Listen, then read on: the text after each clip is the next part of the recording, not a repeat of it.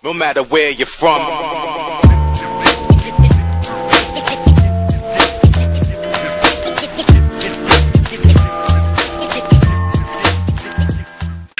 Hello gamers, this is Mr. Sword Thumb, and today let's talk about movie-based games. Now, we all dread them. Yes, we all dread them to the point that it's just a cash cow of a movie that just come out and they have a game that come out. And we all know that simple watch and repeat thing. But in some cases, the games, movie-based game can do well.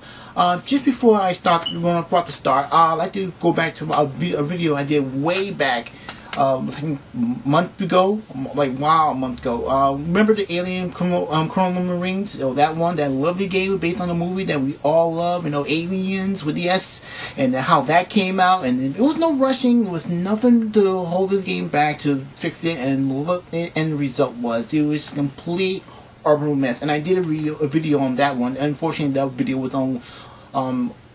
Against my, I actually did another video I do is called Against the Wall, and it was kind of windy. So if anyone who saw that video would understand that, yeah, it was a bad judgment of call to put it on the wind. But I was trying to make a point across saying that this game, based on a great movie, was, I don't know what happened. It just was delayed, was shot to hell. I don't know.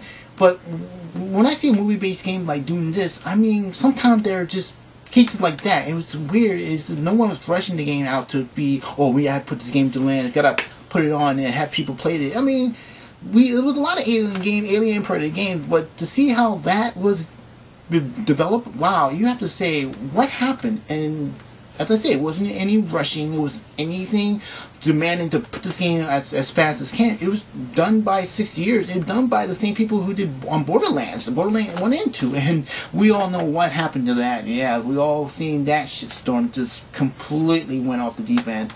But back to movie, well, it actually is movie-based game, but as I said, we've seen a lot of them just do really weird. I know it's based on a cash cow, you cash in the game based on the movie. Recently we got Star Trek, and I keep hearing reviews on that thing. It's okay, I wouldn't go running out and get it. If it's based on the movie, you actually were based on getting the game. But cases like that, I don't know.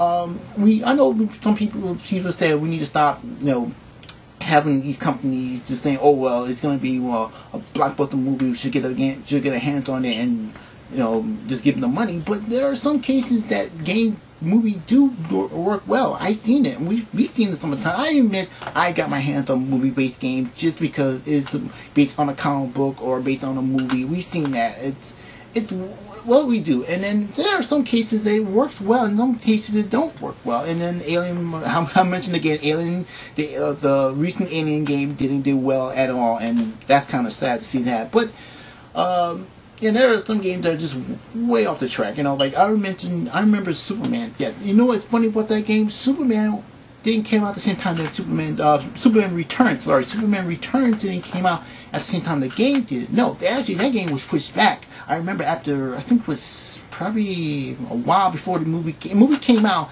then the game came out, and then the review really was kind of shocking to see they didn't do this right, they didn't do this right, was something wrong with it. Yeah, it was kind of weird. But I always say, if it's not broke, why you keep fixing it? In case in point, I remember now releasing, Iron Man 3 coming out in the movies. I'm going to see that soon. I'm going to see it this week. This Friday when I get the chance. I know that it's funny with that one. I actually saw the first Iron Man, and yes, and it was kind of choppy, and I know people might like it, and for me, my personal view, it was kind of, the controls were shoddy. You can't land for squat. It was all over the place. It wasn't lock on. I can go on and on about what was wrong with it. But when I heard Iron Man 2 was coming out, and I remember seeing this, and I remember a while back walking to the GameStop, and this is when they had the promotion for Iron Man 2. I must have looked up, and it was a developer saying, "Oh, we learned what mistakes we did." I think it was a different developer from a different one, and he was saying, "Oh, we learned our mistakes from Iron Man 1 and this and that," but you just made it more difficult. I seen what he did with Iron Man 2. It just like it's. I don't know. You fixed it or just made it worse. But recently, I remember buying Captain America. Yes, Captain America. And it's funny, I was watching Avengers because I bought Captain America. This game came out a while back, but I'd say, Captain America, the controls are not that bad, the combat not that bad. I didn't give that too much of a thinking, like leave your brain home and just enjoy playing a game. But sometimes I think to myself, saying, okay, if movie-based games can work well, why someone just work on it? And they've been done a lot of movie-based games. Both comic book, both they're just out of the blue. I'll give you an example. The Warriors. Yes, 1978 Warriors. And that movie has been a long time ago. And when I remember playing the version of that one, I was supposed to say, wow. I mean, at first we didn't play that much about it. And then I remember, I go back to playing Warriors because I just remember watching the DVD one. I said, let me just play that game. And I was like, wow, this is actually good. Storyline takes a while to get to the main storyline, but it's the backstory, how the group of people that we know at the Warriors get to know each other to the point they get to the meeting to the Bronx. And that was kind of interesting. And they mixed a lot of things up, like stealth, a lot of combat, a lot of good stuff in and outside the game, and like I didn't see before. And that's a good one. That was good. Other ones like Origins of Wolverine. Yes, I know the movie was kind of like flipping, flopping, kind of what the hell. But the game actually did well. Actually, I remember playing the demo way back before I remember watching it on DVD. I was like, okay, good. I mean, the combat is really sharp. The facials, when you see Wolverine getting shot up, and you see the flesh, you see the bone. I mean, they really got the whole human Wolverine healing factor into play. I mean, it was really good, and I see how gameplay can work. And funny with these games, I know it's based on like the ones I was mentioning. Like, okay, I'll mention comic book games. Like, comic book games, we all know that we rush out before the movie comes out. That's a given.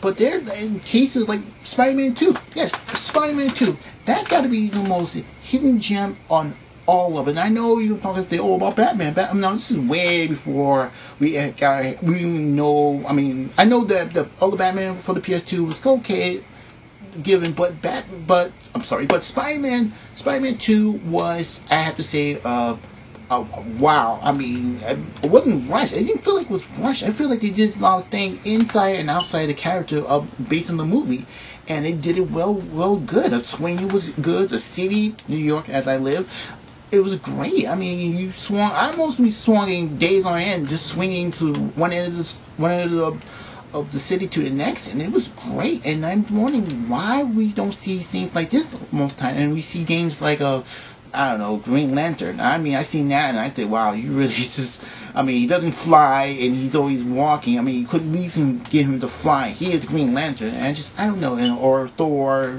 but as I say, if you're that type of person who's like, oh, just based on a movie-based comic book game, and you just gotta leave your brain out, you leave your brain out. But sometimes we always hear that we need to stop developers to making games like to do that. But sometimes in retrospect, games that based on anything else, they really done well, and we've seen that done well many times. So there are hidden gems in movie games and based are really good, and I was really shocked. Like okay, I'll give you an example. Scott Pilgrim Saves the World. That was kind of a shock. Sure, it didn't follow. I mean, it followed the game and the movie like really good. It had that little Ransom City kind of feel to it. No, in fact, you have to find out all her exes, all her exes. I mean, it was really good to see that. It wasn't cheesy, wasn't plot, and it was really done with care, and I like that. But as I said, you don't see that often. As I said, cash in, get your money, leave. That's kind of sad. But you can tell me what you think about it. What do you think about movie-based video games? Do you think that you're tired enough, you just don't want to see anymore? Or is still hope with games or developers to say, you know what, we're going to hold back for a while and see if we can work these games and make it fun for the people who love the movie. They can play the game too. I enjoy playing a lot of games. I still got them. I love them. So tell me what you comment below. Tell me what you think about this subject, and I will come back and I will give you my thoughts, and we might have a conversation. So let's just leave it like that. So for people who are going to see Iron Man 3, that's going to be me. I'm going to be there. And this is Mr. Torth. I'm telling you that maybe a chance, maybe that movie-based game can work. Later.